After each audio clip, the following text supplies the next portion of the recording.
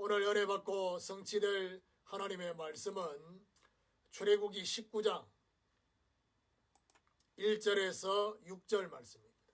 출애굽기 19장 1절에서 6절 말씀. 이스라엘 자손이 애굽 땅을 떠난 지 3개월이 되던 날 그들이 시내 강야에 이르니라. 그들이 느비딤을 떠나 시내 강야에 이르러 그 강야에 장막을 치되 이스라엘이 거기 산 앞에 장막을 치니라. 모세가 하나님 앞에 올라가니 여호와께서 산에서 그를 불러 말씀하시되 너는 이같이 야곱의 집에 말하고 이스라엘 자손들에게 말하라. 내가 애굽 사람에게 어떻게 하였음과 내가 어떻게 독수리 날개로 너희를 업어 내게로 인도하였음을 너희가 보았느니라. 세계가 다 내게 속하였나니 너희가 내 말을 잘 듣고 내 언약을 지키면 너희는 모든 민족 중에서 내 소유가 되겠고 너희가 내게 대하여 제사장 나라가 되며 거룩한 백성이 되리라. 너는 이 말을 이스라엘 자손에게 전할지니라. 아멘. 여호와의 언약식이라는 제목으로 말씀을 증거하기로 합니다. 우리는 지난 주간에 세워져야 할 일꾼들이라는 말씀을 받았습니다. 주의 일은 혼자 할 수 없기 때문에 함께 주의 일을 하기 위해서 천부장, 백부장, 50부장, 10부장을 세워서 그렇게 주의 일을 함께 하도록 그렇게 모세의 장인 이드로가 금면을 했습니다. 일꾼의 기준에 대해서도 어떻게 말을 하고 있냐. 하나님과의 관계 속에는 하나님을 두려워하는 자, 사람과의 관계 속에는 진실한 자, 세상과의 관계 속에 불이한 이익을 미워하는 자를 말하고 있습니다. 지도자와 직분자의 관계는 어떤 관계냐? 본질과 본론을 위한 지도자. 이걸 위해서 서론을 해결해 주는 직분자를 관계 속에서 가장 잘 보여주는 것이 바로 초대교회다라고 말씀을 전달했습니다. 오늘 본문은 하나님이 그렇게 기다리셨던 하나님의 산 시내산에 그 산에 이스라엘 백성들이 출애굽한 지 3개월 만에 도달했습니다. 여기서 정식적으로 여호와 하나님과 이스라엘 백성과의 언약식이 체결되는 순간이 오늘 본문에 나와 있습니다. 오늘 이 언약식에 대한 부분을 오늘 저는 본문을 보고 또 19장 전체를 보면서 세 가지 그렇게 내용으로 찾아졌습니다. 언약의 내용이 뭐냐? 그게 오늘 1절에 6절입니다. 그리고 언약식에 참여하는 백성들이 준비해야 될 것은 어떤 것이냐? 그리고 하나님과 이스라엘 백성과의 관계 속에 지켜야 할 경계선이 있다는 것을 하나님이 반복해서 말씀을 하고 있다는 것을 오늘 영적으로 재해석을 해야 될 것입니다. 자, 그러면 첫 번째로 여호와께 속한 백성입니다. 애굽 땅을 떠난 지 이제 시내 강야 앞에 장막을 치게 됩니다. 르비딤에서 장막을 옮겨서 시내산 앞에 장막을 쳤습니다. 그런데 이 시내산을 어떻게 표현하고 있습니까? 하나님의 산 앞에 장막을 친 것이다. 자, 이런 가운데 오늘 모세가 하나님 앞에 올라갔다고 말하고 있습니다. 3절에 하나님 앞에 올라가니 하나님께서 모세에게 이스라엘 백성들을 향한 메시지를 전달합니다. 야곱의 집과 이스라엘 자손에게 말씀을 말하라. 그렇게 전달해라. 그렇게 말씀을 하고 있습니다. 야곱이나 이스라엘이나 똑같은데 그 말은 이 야곱이라는 여기서부터 출발되어진 이 중요한 육신적인 혈통이 영적 이스라엘의 언약의 체결과 함께 이스라엘 자손 그야말로 뭐지요? 앞으로 영적 이스라엘이 될 모든 사람들을 생각하면서 하나님께서 말씀하고 계신다. 자, 그러면서 하나님이 언약에 대한 중요한 내용을 말씀하기 전에 하나님께서 여기까지 행하신 하나님의 행하심을 상기시킵니다. 그게 4절에 보니까 내가 애굽 사람에게 어떻게 행하였음과 그리고 내가 어떻게 독수리 날개로 너희를 업어 내게로 인도하였음을 너희가 보았습니다. 이스라엘 백성들은 계속 원망하면서 따라왔는데 하나님은 독수리 날개로 업어서 인도하셨다는 것입니다. 여기서 하나님의 그 가슴과 이스라엘 백성들의 그 차이가 많이 납니다. 자, 그러면서 5절에 하나님이 뭐라 하냐? 세계가 다 내게 속하였나니 너희가 내 말을 잘 듣고 내 언약을 지키면 너희는 모든 민족 중에서 내 소유가 되겠고 너희가 내게 대하여 제사장 나라가 되며 거룩한 백성이 되리라. 너는 이 말을 이스라엘 자손에게 전할지니라. 하나님의 말씀을 듣고 언약을 지키면 모든 민족 중에서 하나님의 특별한 소유가 되겠다라는 말씀입니다. 그러면서 뭐죠? 제사장 나라가 될 것이다. 그리고 거룩한 백성이 될 것이다. 하나님과 열방 사이에 중재자 역할을 하고 또 하나님의 왕권을 가진 그 비밀을 말씀을 하고 있습니다. 오늘 이것이 바로 이스라엘 백성과 하나님의 언약의 내용입니다. 하나님의 소유가 되겠고 여호와께 속한 백성이 될 것이고 제사장 나라가 될 것이다 라는 말씀입니다. 모든 나라가 또 모든 교회가 이런 언약식의 축복 속에 있기를 간절히 원하겠지요. 대한민국이 제사장 나라가 되고 또 함께하는 제자교회가 제사장 나라의 교회가 되는 이 축복이 있다고 한다면 가장 큰 축복이 될 것입니다. 그렇다면 두 번째로 여호와 만남을 위한 준비입니다. 자, 이 말씀을 가지고 7절에 모세가 내려와서 백성에게 하나님의 말씀 이르신 그 명령, 약속을 전달합니다. 그때 백성들의 응답이 뭐냐? 우리가 일제히 명령을 다 행할 것이다. 중재자 역할을 하고 있는 모세입니다.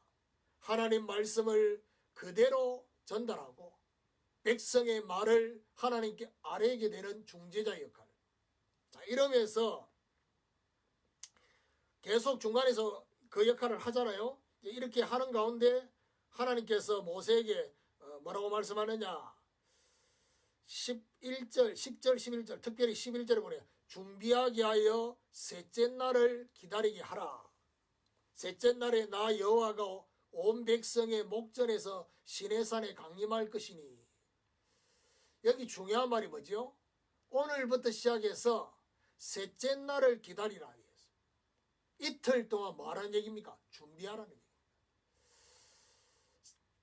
그 이틀 동안 성결하게 하고 자신들의 옷을 빨게 하는, 저와 여러분 여기서 하나님은 어떤 의미로 이런 말씀을 하셨을까요? 나를 만나는데 아무 생각 없이 아무 의미 없이 나오지 말라는 겁니다. 저와 여러분 예배 드릴 때 하나님이 정말 준비된 마음으로 나오기를 하나님이 원하시는 겁니다. 이틀 동안 어떤 준비를 하라는 얘기입니다. 마음의 준비를 하라는 겁니다. 믿음의 준비를 하라는 것입니다. 삶의 준비까지 해서 그냥 만나는 만남이 아니라 구별된 만남. 저와 여러분이 아주 귀한 분을 만난다고 한다면 저와 여러분 적어도 일주일 전, 며칠 전부터 마음의 준비를 하고 잠도 제대로 못 자고 그렇게 하는데 과연 하나님을 만나는 그 예배를 향한 저와 여러분 준비가, 그런 설렘과 그런 준비가 있냐는 겁니다. 하나님이 준비하면서 뭐 하라는 얘기입니까? 묵상을 하라는 겁니다. 어떤 묵상을 해야 되겠습니까? 내가 만나는 하나님이 어떤 하나님인지, 그리고 나는 어떤 백성인지, 그리고 나는 어떤 백성이어야 하는지를 묵상하라는 것입니다. 오늘 이 언약식을 보면서 저와 여러분이 과연 예배를 드리는 우리의 중심 점검해야 됩니다. 준비된 마음으로 예배를 드리고 있는지. 아마 지금까지 저와 여러분 은혜 받았을 때 보면요, 하나님이 저와 여러분에게 준비시켰던 시간표와 마음이 있습니다.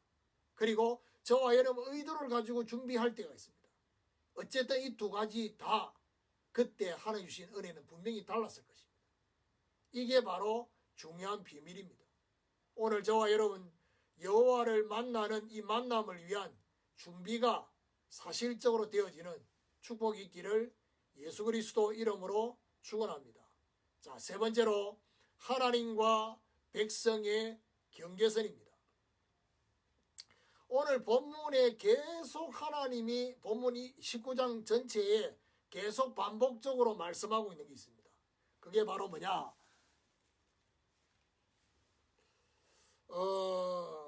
경계를 정하라는 것입니다. 12절에 보니까 너는 백성을 위하여, 누구를 위하여? 백성을 위하여 주위의 경계를 정하고 이러기를 너희는 삼가 산에 오르거나 그 경계를 침범하지 말지니 산을 침범하는 자는 반드시 죽임을 당할 것이라 했습니다. 경계를 정하고 경계를 침범하지 말라. 침범하면 죽는다. 21절에 또 경고합니다. 뭐라고 경고하느냐? 여호와께서 모세에게 이르시되 내려가서 백성을 경고하라. 백성이 밀고 들어와 나 여호와에게로 와서 보려고 하다가 많이 죽을까 하노라. 하나님이 계속 우려가 되는지 여호와에게로 와서 보려 하다가 많이 죽을 수 있으니까 이 선을 넘어서지 말라는 겁니다. 24절에 또 얘기합니다. 여호와께서 그에게 이르시되 가라 너는 내려가서 아론과 함께 올라오고 제사장들과 백성에게는 경계를 넘어 나 여호와에게로 올라오지 못하게 하라. 내가 그들을 칠까 하노라. 침범하면 죽는다. 죽을까 하노라. 칠까 하노라. 하나님이 계속해서 그렇게 말하고 있습니다. 이거 뭘 말합니까? 이 언약식을 통해서 하나님이 분명히 나는 너희의 여호와 하나님이요 너희는 여호와께 속한 백성이라고 하지만은 잊지 말아야 될 부분이 뭐냐? 창조주와 피조물의 경계선입니다. 피조물의 자리를 넘어서서 창조주의 자리에 오르지 말라는 하나님의 중요한 메시지가 그 안에 있습니다. 무슨 말입니까? 언약식의 주체는 저와 여러분이 아닙니다. 우리가 하나님 만나고 싶다고 만나는 게 아니라 하나님이 내가 너희를 만나주는 것이다 라는 것을 말씀하고 있습니다. 이거는 경계선을 침범하지 말라는 의미도 있지만 하나님이 일방적인 은혜로 일방적으로 선택해서 내가 너를 만나주는 거라는 것을 잊지 말라는 메시지도 그 안에 있는 것입니다. 오늘 여호와의 언약식에 대한 중요한 메시지가 사실적으로 적용되어지기를 주님의 이름으로 축원합니다. 결론입니다. 여호와의 언약식에 대한 적용을 해봐야 되겠습니다. 하나님의 특별한 소유라고 했습니다. 특별히 보호하시고 특별히 책임지시겠다. 그러면서 내 말을 듣고 이 언약을 지키면 어떤 말씀, 어떤 언약입니까? 하나님의 절대 언약의 가나안. 절대 언약의 가나안이 어떤 겁니까? 구원과 언약 전달과 전도와 선교라는 이 절대 언약이 성취되어질 가나안. 이걸 위해서 정말 하나님을 만나는 예배가 어떤 예배가 되기를 원하느냐? 준비된 마음으로 묵상하면서 만나지기를 원하신다는 것입니다. 그리고 무엇보다도 경계선을 지키라 말하면 무슨 말입니까? 하나님의 절대 주권 앞에 무릎을 꿇으라는 것입니다. 이때 어떤 일이 벌어지느냐? 정말 16절에 셋째 날 아침에 우레와 번개와 빽빽한 구름이 산 위에 있고 나팔 소리가 매우 크게 들리니 진중에 있는 모든 백성이 다 떨더라. 하나님의 임재와 말씀이 임하는 것입니다. 우레와 번개와 빽빽한 구름과 나팔 소리가 저와 여러분 2022년 한 해 동안 하나님 앞에 예배드릴 때마다 마치 하나님과 언약식을 체결하는 그 예배처럼 예배드릴 때마다 이런 하나님의 임재와 말씀이 임하는 이 축복. 그래서 제4장 나라의 사명을 감당하는 하나님과 열방 사이의 중재자 역할을 하는 기도의 축복 속에 들어가는 이런 축복이 있기를 예수 그리스도 이름으로 축원합니다.